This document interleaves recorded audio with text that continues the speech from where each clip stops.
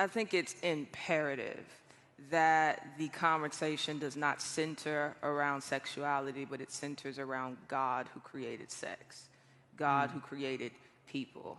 Growing up in church, being someone who was same-sex attracted, I saw it seemed that the only reason that was to turn from it would be because I should do right. I shouldn't go to hell. I shouldn't do wrong. But I always, in coming to Christ, I wondered if anybody would have just told me about the beauty of God, if I would have repented much quicker.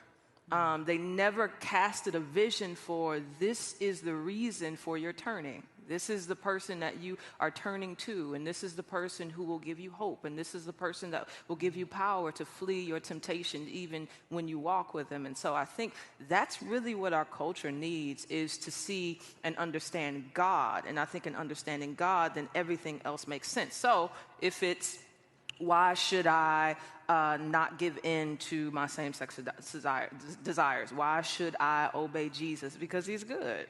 And he created your body for himself. And the body was not meant for sexual immorality, but for somebody. Who was that somebody? For the Lord. And so he's not telling you to turn from something that you suppose is good to turn to something that is bad. If God created sex, then surely he has to be better than it.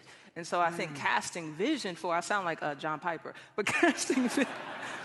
But really, like, showing that God is so good and so big that even if it hurts, even if there is some grief from you detaching from the flesh and living the way that you used to live, even in all of that, God is being really good to you to tell you to stop. And so I think that's what we need, is just sexuality underneath the goodness and glory of God. So, that's really good. Thank you. You should think about writing on that. I should.